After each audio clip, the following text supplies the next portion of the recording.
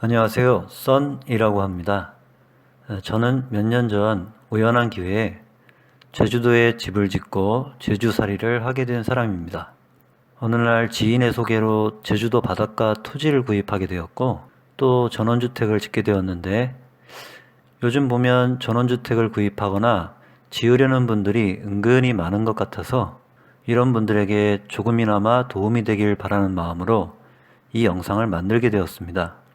영상에 보이는 엑셀표는 제가 직접 땅을 사서 집을 짓고 등기를 낼 때까지 들어간 총 지출 내역을 꼼꼼히 기록한 것입니다. 저는 건축 과정에서 지출이 있을 때마다 작은 돈이라도 무조건 기록했습니다. 건축비뿐 아니라 각종 세금, 수수료 등도 자세히 기록했습니다. 그래서 이 엑셀표에는 제가 건축을 하면서 들어간 모든 비용이 낱낱이 기록되어 있습니다.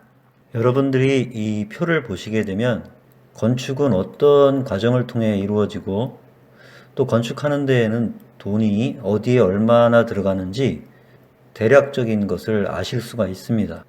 표를 보면서 하나씩 간단하게 설명을 드리겠습니다. 먼저 2013년 9월 4일 토지를 구입을 했는데, 아는 지인을 통해서 그 바닷가에 있는 작은 땅이 싸게 나왔다 해서 위성 지도를 보고 마음에 들어서 눈 딱 감고 구입을 했습니다. 물론 그 지인이 여러 가지 법률 사항이라든지 건축을 할 수 있는지 없는지 여부 이런 것들은 꼼꼼하게 체크를 해줘서 안심하고 구입한 것도 있습니다.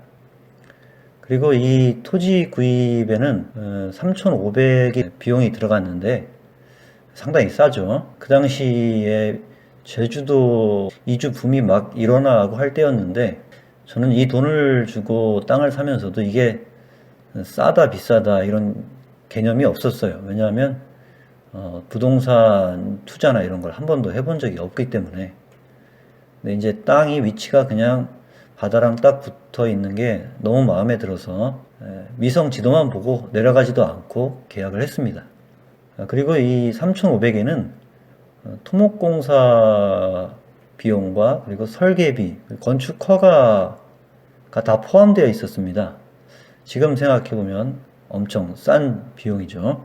그리고 이제 2013년 12월에 건축 인허가 수수료라는 걸 냈는데, 이거는 이제 건축 허가가 이미 된 땅을 구입을 했기 때문에 건축주 명의를 제 이름으로 바꿔야 됐습니다. 그때 들어간 수수료입니다. 그리고 건축 설계비가 다시 100만 원이 들어갔는데, 이건 왜 그랬냐면 건축 설계가 된 땅을 구입을 하긴 했는데 설계가 너무 마음에 들지 않았어요. 그래서 설계를 처음부터 새로 했습니다. 새로 하려니까 비용이 다시 발생을 했는데 100만 원을 요구를 하더라고요. 설계비 치고는 아주 싼 금액입니다. 요즘은 아무리 싸게 설계를 해도 이 금액에는 할 수가 없습니다.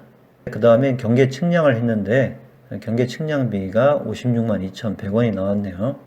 제가 구입한 땅은 169제곱미터, 약 52평밖에 안 되기 때문에 경계 측량비가 그렇게 많이 들진 않았어요. 그 다음에 이제 기초공사를 했는데 기초공사에는 660만 원이 들어갔습니다. 660만 원은 건축 면적 22평에 기초를 하는데 들어간 돈입니다. 그 다음에 이제 상수도 인익공사, 상수도 급수공사라고 하는데 여기에 59만 8천 원이 들어갔습니다. 아주 싼 거예요. 이거는 최소 금액밖에 안 들어갔어요. 비싸게 들어가는 곳은 그 상수도를 멀리서 끌어와야 되면 몇 천만 원씩 또 들어갈 수가 있습니다. 땅을 살 때는 잘 살펴보셔야 해요. 이게 상수도가 가까이 있는지. 그 다음에 전신주 전기인익공사 하는데 24만 2천 원이 들어가고, 요걸 끝난 다음에 이제 시공 계약을 하게 됩니다. 목수분과 계약을 했는데요. 사실은 토지 구입을 2013년 9월에 했는데 건축 시공 계약을 2014년 8월 30일에 하게 되죠. 이렇게 한참 있다 하게 된 이유 중에 하나는 제가 건축을 맡기려고 하는 목수분이 일이 많아가지고 그분을 기다리느라고 이렇게 시간이 오래 걸렸어요. 제가 계약을 맺은 목수님은 박성무 목수님이라고 제주나무집이라는 개인 회사를 운영하고 계시는 분입니다. 여기 시공 계약을 보면은 포함사항이 다락방 9.4평과 붙박이장 2개가 포함되어 있다고 나와 있죠.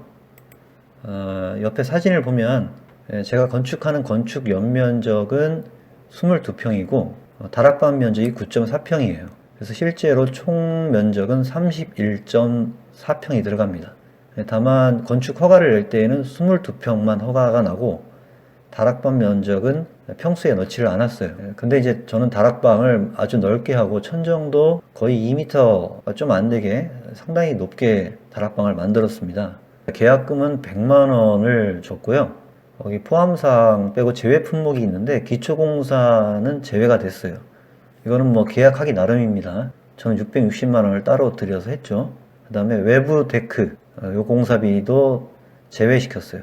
이것도 뭐 계약할 때 넣는 분들은 넣어도 됩니다. 그리고 싱크대비도 제외를 시켰습니다. 이제 시공 계약은 계약할 때 어떤 걸 넣고 어떤 걸 제외시킬지 이거는 시공사랑 잘 협의를 하셔야 되고 계약서는 아주 꼼꼼하게 잘 쓸수록 건축주에게 유리합니다. 그래서 뭐는 얼마, 뭐는 얼마 이런 것들을 자세하게 기록해서 계약을 하시는 게 좋습니다. 그 다음에 바로 1차 시공비가 3,500만 원이 지급되었고요. 거기 밑으로 내려가 보면 이제 2차 시공비, 3차 시공비 이렇게 해서 시공비 전체 시공 계약 금액이 얼마냐 하면은 계약금까지 합치면은 8,920만 원이네요. 근데 다 내진 않고 1차, 2차, 3차에 나누어서 냈습니다. 당연하죠. 그래서 마지막 잔금, 3차 시공비가 잔금이었는데 잔금도 집이 다 지어진 걸 보고 지급을 했습니다. 여러분들도 집을 짓게 되면 시공비는 3차나 4차에 걸쳐서 나눠서 지급을 하시는 게 건축주에게 유리합니다.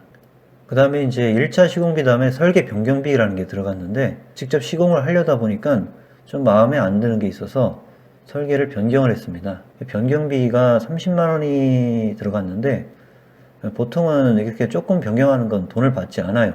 다만 저는 이제 설계비가 너무 쌌기 때문에 따로 추가로 변경비를 드렸습니다. 어느 정도 시공이 된 후에 2차 시공비가 3,500이 추가로 들어갔고요. 그리고 이제 하수도 공사를 12월에 했는데 이때 하수도 공사가 200만 원이 좀 넘게 들어갔습니다. 하수도 공사는 공공시 공공하수관에 연결하는 공사인데 공공시 하수관이 없는 지역은 이제 정화조를 직접 묻어야 됩니다. 정화조를 묻는 비용이나 하수도 공사하는 비용이랑 거의 비슷한데요. 다만 공공하수도관이 좀 멀리 있는데 꼭 연결해야 되는 지역인 경우에는 이 하수도 공사가 몇 천만 원이 들어가기도 합니다. 이것도 자기가 사는 땅이 하수도 공사비가 얼마나 나올지 꼼꼼히 알아보셔야 돼요. 안 그러면 눈탱이 맞습니다. 그 다음에 주방 싱크대 하는데 320이 들어갔어요. 그리고 가스 설비에 23만 원. 그 다음에 이제 난방 변경 비용이 나오는데 저희는 난방을 바닥에 시멘트 방통을 안 치고 건식 온돌 난방을 시공했어요. 그랬더니 난방 비용이 좀 많이 들어갔어요. 추가로 150만 원을 더 내고 건식 온돌 난방으로 했습니다.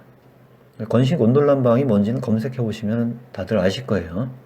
그 다음에 3차 시공비가 1,820만 원. 이거는 일종의 잔금입니다. 이제 공사가 다 끝나고 거의 끝나고 나서 지급을 했고요. 그 다음에 이제 다 끝난 다음에 데크 공사를 마지막에 했어요. 데크 공사는 20평 정도를 했는데 665만 원이 들어갔습니다. 준공이 난 다음에는 이제 땅이 잡종지였는데 잡종지에서 이제 준공 허가가 난 다음에는 대지로 바뀌게 되겠죠. 대지로 지목 변경이 되기 때문에 지목 변경에 따른 취득세가 따로 있습니다. 23,660원 들어갔네요. 최종적으로 이제 마지막으로 건축물 보전 등기 비용, 일명 취등록세라고 하는데 이게 124만 2,170원이 나왔습니다. 이렇게 해서 토지를 구입할 때부터 보전 등기 낼 때까지 장장 한 1년 반 정도의 시간이 걸렸는데 총 들어간 비용은 토지 구입비 포함해서 세금까지 1억 4,843만 2,430원이 들어갔습니다. 상당히 건축비가 많이 들어가지 않았죠.